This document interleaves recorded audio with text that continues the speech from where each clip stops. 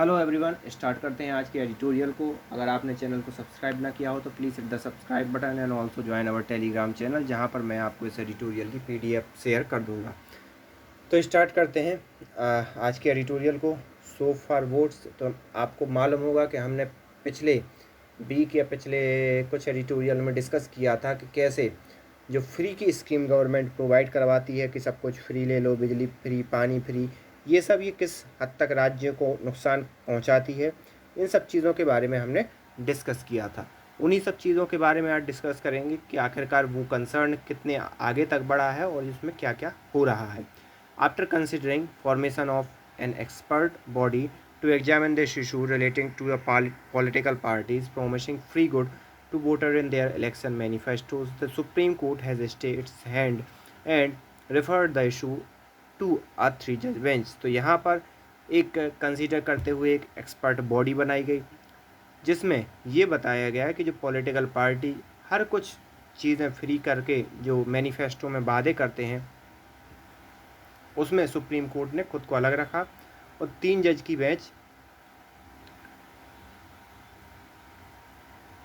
बनाई।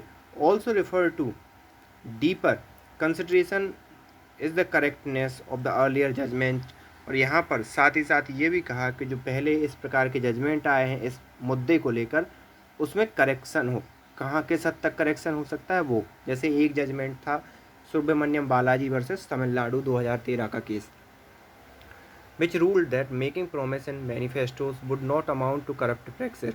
तो यहाँ पर जो अगर प्रोसेस, उसमें ये कहा गया कि अगर कोई प्रोसेस करती है, प्रॉमिस करती है पॉलिटिकल पार्टी, तो इसमें करप्शन होना ये कोई मतलब नहीं कहा जा सकता कि उसमें करप्शन हो रहा है।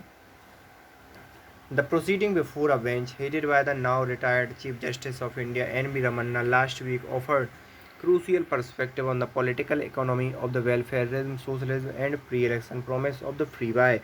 तो यहाँ पर ये जो हेड कर रहे हैं इस बेंच को, वो है एन.वी. रमन्ना, जो हमारे सुप्रीम कोर्ट के जज रह चुके हैं, chief justice.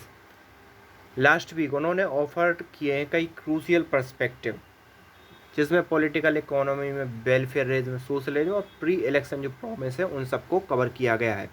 Over the few hearing bench moved from vague reference to the freebie to making relational distinction between the welfare scheme and socio-economic consciousness on the one hand and poll time announcement of material good and item as a incentive to vote। तो यहाँ पर उन्होंने इस चीज़ को दो हिसाब से segregate किया है कि जो फ्री की स्कीम है उससे वास्तविकता में कितने लोगों को फ़ायदा होता है, जो वास्तविकता में जिनको फ़ायदा होना चाहिए। दूसरा, जो चुनावों के समय जो वादे किए जाते हैं वो कहीं उनसे वास्तविकता में फ़ायदा मिलता है या फिर वो एक निरपेक्ष तौर पर, मतलब एक अलग तरीके से कहीं इस प्रकार का काम तो नहीं करते कि सिर्फ वोट लेने के लिए एक रिश्वत टाइप का काम तो नहीं करते। This clarity itself was lacking in the initial stage an omnibus reference to the free buy and rarely against the political parties for their approach to welfare dominated the discourse। तो यहाँ पर ये clarity पहले क्या थी, initial stage में एक proper नहीं थी कि आखिरकार ये क्यों होता है। Those who have approached the court against the irrational promise found support from the union government। तो यहाँ पर कई लोग कोर्ट पहुँच गए, इरेशनल प्रोमिस जो प्रॉमिस कर दिए जाते हैं राज्य सरकारों के द्वारा, और फिर वो केंद्र के फंड जो डेवलपमेंट में लगाना चाहिए उस फंड को क्या करती है केंद्र राज्य सरकारें उस प्रकार के जो फ्री के वादे हैं उनको पूरा करने में लगा देती है और डेवलपमेंट बचा रहता है। Following prime minister Narendra Modi making public comment disapproving of the freebie culture, government stand is no surprise. तो यहाँ पर प्राइम मिनिस्टर मोदी ने पहले ही पब्लिकली ये कह दिया है कि जो फ्री की कल्चर है, फ्री देने वाला, उसको हमें समाप्त करना होगा। तो इस प्रकार से अगर देखें तो पब्लिक गवर्नमेंट के, यूनियन गवर्नमेंट का क्या स्टैंड है इस बारे में वो किसी से छुपा नहीं है। However, the government was reluctant to examine the issue through the discussion among political party। जबकि जो गवर्नमेंट है वो इस इशू को सभी पार्टियों के साथ मिलकर डिस्कस करने से क्या है, बचती है। Favoured judicial appointed panel but such a panel may not achieve much. लेकिन ये इस प्रकार का पैनल कुछ ज़्यादा अचीव नहीं करता। Most party oppose any factor on their right to appeal to voter through the mean of their choice and if elected use their mandate to distribute finance and resource as they deem fit subject to law and legislative approval. तो कई party हैं जो इस चीज़ को support नहीं करती हैं कि इस प्रकार की इंक्वायरी हो, क्योंकि वो चाहती हैं कि वो अपने हिसाब से चुनाव लड़ें और वो जो फुलफ़िल करना चाहती हैं वो करें, और जब वो जीत जाएं तो जिन लोगों से जो वादा किया था उसको फुलफ़िल करें, वो भी संविधान के दायरे में। Therefore, it is no surprise that bench has included in the reference question on the scope, judicial intervention in the matter and whether any enforceable order can be passed। तो यहाँ पर ये देखना ये कोई सरप्राइज़ नहीं होगा कि बेंच इस प्रकार के रेफरेंस इंक्लूड कर चुकी है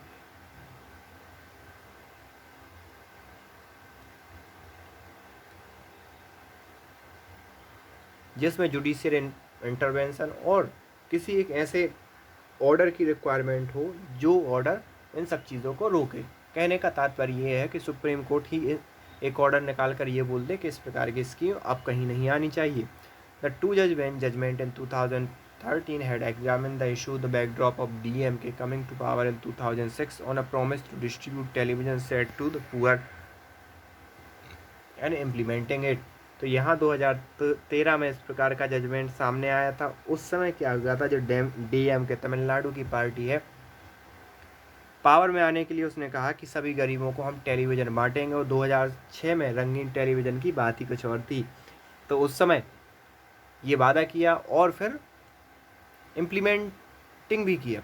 the rule that directive principle of state policy allow such scheme and that spending of public fund on them could not B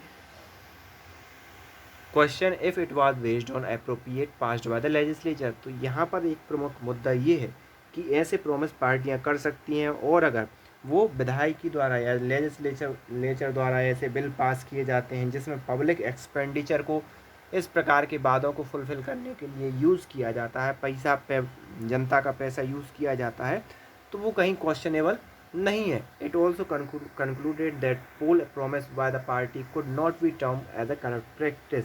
साथ ही साथ इस बेंच के निर्णय ये भी दिया कि पोल के समय जो प्रॉमिस किया जाता है पार्टी के द्वारा उसे हम करप्ट प्रैक्टिस नहीं मानते। That bench had also rejected the argument that giving benefit of the everyone that is the poor and well of would violate the equality norm in the article 14। इस bench ने इस तर्क को भी नकार दिया कि भाई सभी के लिए आप गरीबों के लिए टेलीविज़न दे रहे हो, लेकिन अमीरों का क्या, अमीरों को तो आप दे नहीं रहे हो। तो ये कहीं ना कहीं आपका आर्टिकल 14 का वायलेशन है। लेकिन बेंच ने इसको भी नकार दिया कि यहाँ कहीं आर्टिकल 14 का वायलेशन नहीं है। When it come to state largeness it said the rule against treating unequal and equal would not be applicable. तो यहाँ पर उसने इक्वल और नॉट इक्वल का हवाला देते हुए ये कहा कि यहाँ पर वो एप्लीकेबल नहीं होगा। Does this amount to implying that the directive principle can override fundamental right. तो यहाँ पर ये चीज़ निकल कर सामने आती है कि डायरेक्टिव प्रिंसिपल ओवरराइड करेंगे फंडामेंटल राइट को, as the petitioner have argued, जैसा कि पिटिशनर ने कहा।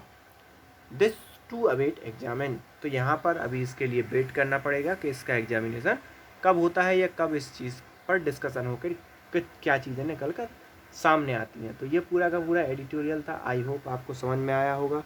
So thank you for this today.